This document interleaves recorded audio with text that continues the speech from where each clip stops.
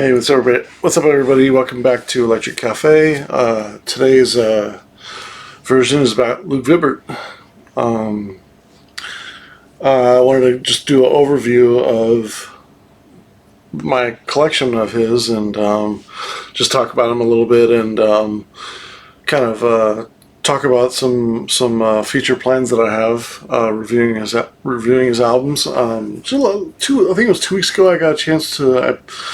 I was going to my brother's and I just picked a random CD and happened to be Musipal by Wagon Christ, and really I always enjoy listening to his albums. It's one of those artists you pick up one of his releases and then you're like, man, this one's good. And you're like, oh man, keep forgetting.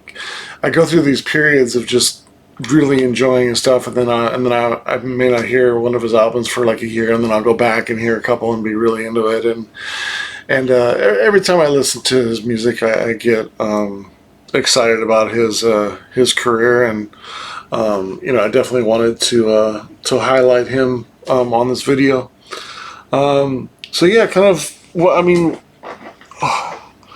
Like the thing with his music is like, so he does music under a different name, and he's really, there's a little bit of crossover with the acid, but for the most part he does Wagon Christ. Well, he does acid techno, or acid house, more acid house under his own name, Luke Vibert, and then he does sort of down tempo under his name Wagon Christ. And then he does sort of a disco under Carrier District. He does drum and bass under a name called Plug. And then he does, I think, some more acid house under Ace of Clubs. And so he keeps his names pretty separate. And he does a good job about, keeping kind of in that vein for each name, so you can kind of, if you like that one particular brand of style of music, you can kind of stick with that name, and he always does a good job of that. And thankfully, like, I like them all. He's that talented. I mean, I think he's probably, I would have to say he's one of the most talented producers in the last 30 years in electronic music. I don't know.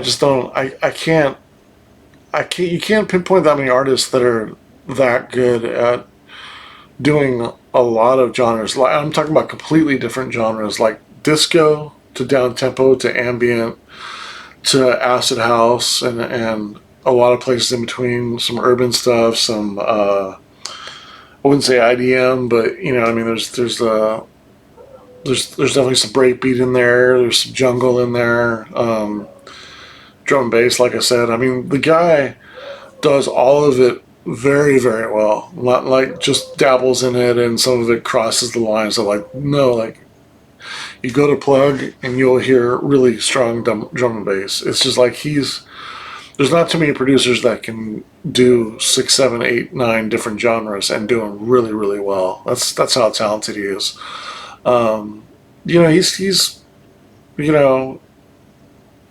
He's born in the same city as Aphex Twin, Cornwall, and they grew up. I wouldn't say they grew up together, but they knew each other probably out of when they were in their early teenagers, from what I gather.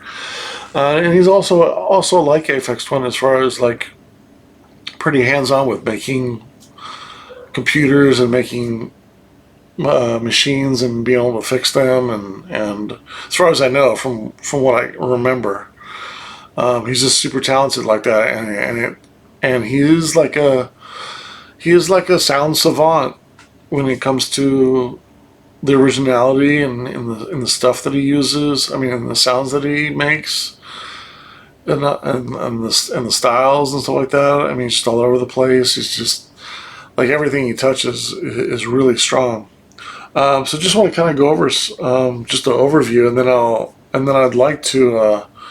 I did the Musipal review. I think I gave that a 70, maybe 74 or 76 out of 100, if I remember correctly. It was a solid score. So is very good. It's in my very good category rankings. I'm right in the 70 to 75 range. His first album was Fat Lab Nightmare. He was on Rising High Records his first 2 years. I'm definitely going to be doing definitely going to be doing a review on Fat Lab Nightmare, his debut album. It's a great album. I'll save my opinions for then. Also, I'll definitely do a review on. Well, I'll probably do a review on a lot of these, especially the early ones. Here's Throbbing Pouch. Excellent album, also on Rising High. So we're 94 here, 95. This EP came out 95 or 94, I think. Really strong. Autofocus sucks. Can't see those tracks.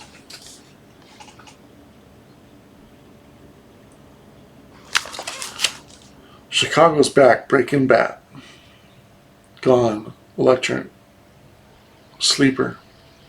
Space Milk. Such a cool record. And then he kind of he left Rising High and after the first two albums and went and started up Wagon Christ. And this is where I really found him. I knew of him in like 95, 96 and on some compilations on Rising High but when this came out in 97, that's when I became a fan. This is 97, right? Maybe 98? Somewhere around 97, 98. This is when I became a fan. And then I went back and bought those and the Rising High record. Tally Ho is, I know it probably, to some people, it might be a little long. It's 13 tracks, not seriously too long, but it might be a kind of a quirky. Again, he's like my DJ Shadow. There's a lot of sampling on here. I think this record kills DJ Shadow as far as creativity and going to the extremes.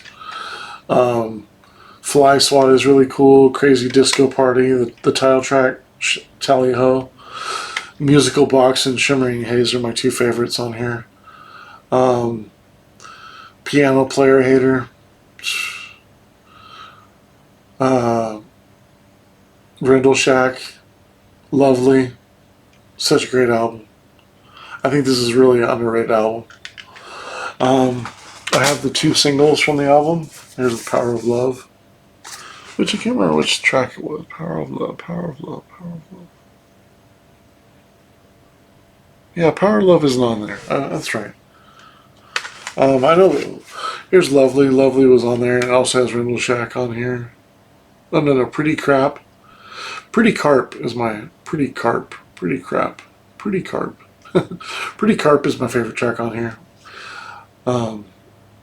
Suspension Breakdown's also really good. I thought Power of Love was on here, but around the same time, you can see the graphics very similar with the way they did the Wagon Christ logo. This was the same time as a little cardboard CD. This one has Rendell Shack on here. Breakage #1 and #2, and then Filthy Drummer. But yeah, gotta have the imports. So, with these three in 97, 98, man, I was playing these all the time. I think around 98, I got my first CD mixer. I had like one of those Denons with the controller. And started mixing CDs and stuff like that in that day. I first learned to mix vinyl in 1991, I think it was. But I was playing hip-hop and stuff like that. And at the time, I wasn't playing hip-hop with the records that I had for the most part. No, I never really had anybody show me how to match beats in those days. And I had a friend show me how to scratch, and I was like, I don't really want to. I had some hip hop records. In fact, I still have probably some of the original ones that I scratched on, but I really didn't like. I really didn't take hold of being a scratch DJ. I think if somebody would have told me how to beat match in those days, those early days, I probably would have liked it more. I didn't really start really mixing vinyl until like 99. And I was mixing CDs in like 98. And so I started mixing both at that time. Maybe 97 CDs, and then maybe it was 98 vinyl, something like that.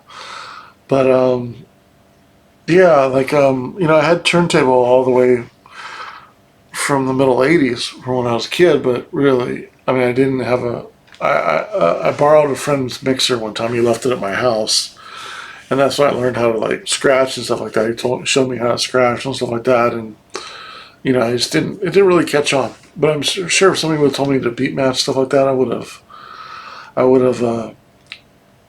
caught on a lot faster in those days. But when I started mixing CDs, like 97, 98, like these were my jams right here. Like I used to always play these at like early sets early in the nights at like lounges and restaurants and stuff like that. Like the stuff went over so well at lounges. And here's a Musipal record that I reviewed. It's 2001, along with the single Receiver, 2001. Bend Over is a really good track on here. Actually, it's on this one as well. Treats in the Streets.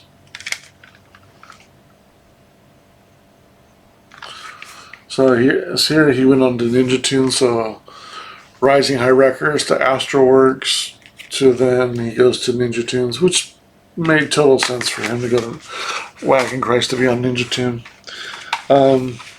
Here's another 2004, Sorry I Make You Lush. Shadows is like an all-time favorite of his. I just love that track. That was like my theme song for this year, Shadows. It was such a great track. We had a Discogs meetup in 2004 in Philly. It was like probably in August or something like that. I just got my Audi S4, and that was like the first trip I took it. I must have had it like less than a month. Like I didn't even have plates on it yet. Drove it up to Philadelphia, and this was my soundtrack, and I'll never forget that. This is my soundtrack for that amazing weekend of meeting with Discogs friends and going to a club and going record shopping, going out to dinner, and man, we partied hard that night. That was another thing we also watched another thing I remember about that night was we watched the Jeff Mills Expedition DVD, which had just came out recently, 2004. Everybody was talking about that. Was like a kind of a groundbreaking thing to see. Was actually a DJ mixing on in a DVD. Yeah, I still have a couple of those somewhere, a couple copies of Exhibition. But yeah, this is my soundtrack for 2004, especially for the summer. Shadows, which I have the single. Yeah, I do have the record around here somewhere. And there's a really cool B-side on that. I don't know it offhand off the song, but there's a really cool B-side on the Shadows single that I always used to play. So here you're getting into his acid house stuff, and a little bit of techno, a little acid house under Luke Vibert. We Hear You. A lot of cool stuff on here. Hot Sick is a hot sick track. We Hear You. There's a lot of good tracks on here. I'm gonna have to review some of these albums. Here's a Chicago, Detroit, Reduce. A lot of good ones on here as well. All three of these. Lover's Acid. I mean, this is all around like 2005 to 2007. He was on a roll with these acid house There was kind of like a resurgence in acid house, probably around like 2003, 2004. I remember with Jesper Dahlback and the ADJD albums on Poker Flat. There was quite a bit of acid house coming back around 2003, 2004, and these were kind of helping lead the way. And then you have a few later Luke Vibert ones. This is like 2014, Rhythmic. Really, really strong. This was kind of my soundtrack to going to LA that summer, 2014. Here's Bizarre Star. Here's his last one. This is 2020. This is the last Wagon Christ that came out. It's the last thing I bought from him. Reception. A little bit disappointing compared to the other Wagon Christ albums. I also have Tomorrow, which I can't... There's two records I couldn't find when I was... Again, all my CDs are together. My vinyl is in Rising High. I don't know where my where my Wagon Christ or Luke Vibert records are. They're kind of mixed in. Because I do have Tomorrow's, Wagon Christ Tomorrow's already. I think it's Tomorrow's already, or Tomorrow's. Double vinyl, I have that, and I have Shadows, which I said, and then I have one of his DJ compilations. But this is the last thing I've gotten from Luke Vibert. If I had to rank the Luke Vibert stuff, Carrier District, Plug, and Luke Vibert stuff, my favorite stuff is under Wagon Christ. That's kind of where my, if I had to have a favorites, when I would compare drum and bass, acid house, techno, and like down tempo is I like a little bit better, especially in Luke Vibert style. Here's a couple other random CDs of Luke Vibert's. Man, when this came out, this blew everybody's socks off. This is a legendary album right here. It'd be nice if they reissued the vinyl. I would probably buy a copy on this. But Disco Bus, Yesko, Silhouettes, Let's Dance and Freak. Oh man, it makes so much sense that this is on Reflex too. This is right up Aphex Twin's sound. If Aphex did disco. It's a shame that Luke Vibert isn't on the same plane as Aphex Twin as far as after the 90s. Like, after the 90s, Luke Vibert, in many ways, has passed what Aphex has done threefold. Because Aphex didn't put out that much stuff for 10, 15 years, but if you compare the last 10 years of Aphex Twin, Zero and New, which is 2014, I think. If you compare Aphex 10 years and you compare that to Carrier Districts, or the stuff from Luke Vibert, Wagon Christ, and Carrier District from not even his newer stuff. The older stuff. If you said 2002 to maybe 2015 or something like that, around the same, roughly 2004 to 2015 or something like that. Like Vibert killed them, in my opinion. This Carrier District record is off the chain. He just went and took disco and turned it into like house music, blended it with house music, and there's an urban flavor in here too. If you guys know Metro Area, what kind of Metro Area did for disco, like Carrier District did that for disco on the same, almost to that level. Like Metro Area was pretty extreme. Everybody loves Metro Area, especially when that came out, like that album 2000. Those EPs came out like 2002, 2003, 2004. But man, when Carrier District came out too, like, the only thing is he didn't bring these out on singles, and he probably should have brought these on singles instead of making a double record, and that was probably the only mistake of doing a double album and a CD versus probably putting them on singles. If he did them as singles, they would have been huge, and but double records don't sell as well as like singles, unfortunately. But yeah, the super desired record now. But man, this is a great album. Carrier District 2. That was kind of the only full length one, if I'm not mistaken. Oh yeah, no, I take that back. Carrier District 4 was. I don't have Carrier District 3. I think it was just on vinyl. I don't think they have a CD. You can see I played this one a lot. It's kind of warped. And the CD is kind of, I wouldn't say it's beat up, but it's got some fingerprints on them. I played this CDs a lot. Carrier District 2. And then, again, I don't have Carrier District 3, but here's Carrier District 4. This one was a little bit of a letdown. 14 tracks on here, too. Maybe it got a little bit old. Maybe the sound kind of ran its course. This is 2015 on Hypercolor. Maybe because these are 2003 and I think this is 2004, 2006. Carrier District came out, 2006. Maybe by 2015 it would kind of ran its course in some ways. I talked earlier about his drum and bass stuff. Here's Plug. I think he had 2 or 3 albums under Plug. This one's called Back in Time.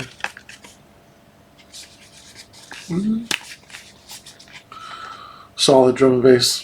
Solid. Very solid. Here's kind of a lesser known kind of collaboration he did with Simmons. I think the first one was like 1998, and then this one was 2008, so 10 years apart. It's called Modulate and Weirs. And these are kind of experimental, kind of avant-garde, kind of electronics, kind of a little bit down-tempo. I think these are on, Reflex and, both on Reflex. So kind of avant-garde, kind of experimental stuff. These are kind of lesser known. Even people that know Vibert don't really know about these. And then he put out 3 of these nuggets. They're called nuggets. And basically they're compilations of stuff that he digs from all over the place. Probably influences his DJing. And here's Luke kind of, going through some records, right? So I do have, I think there's 3 volumes of this. I have this one, which is the first one. This is a double CD. Or is it a single CD? Single CD. There's 28 tracks on here. So it's kind of like just like 2 minutes of each track. And these are kind of like, I'm trying to think of, even if I know any of these tracks. Any of these artists. It's kind of easy listening. Some are kind of like breakbeat samples, like little drum fills. They're probably some of them are repeated, like, I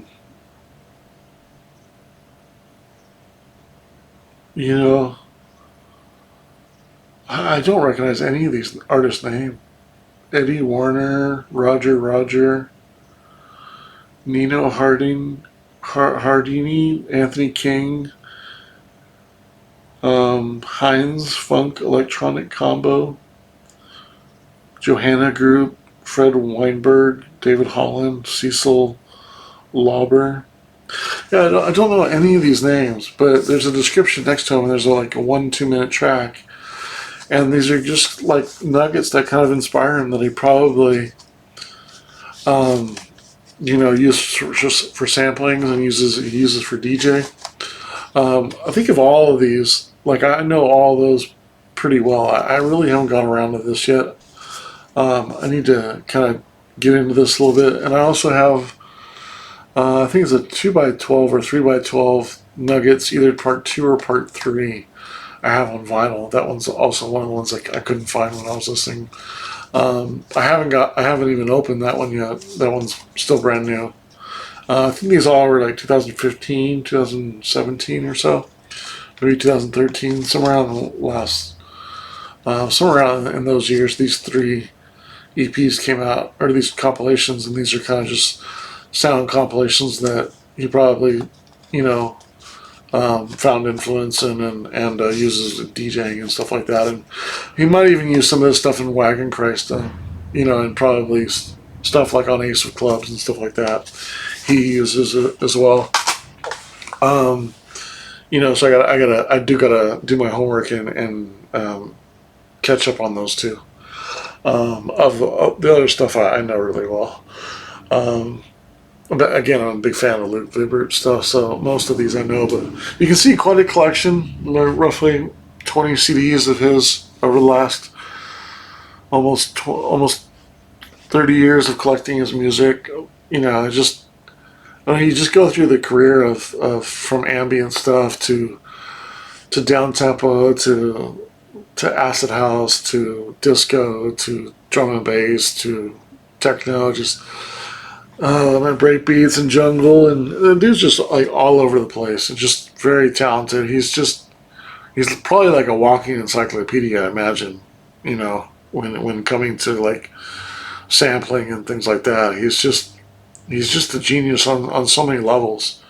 And so yeah, I wanted to do an overview of his music today, and then I did a review on Musipal. I'm not sure why I picked that album. I just picked it out and decided to do a review on it. But I will do some more reviews on his other albums soon. But thanks for watching today. This episode on Luke Vibert. All right, thanks so much. Oh, curious. Do you guys have any favorites of Luke Vibert? Either favorite tracks or favorite albums? All right, take care.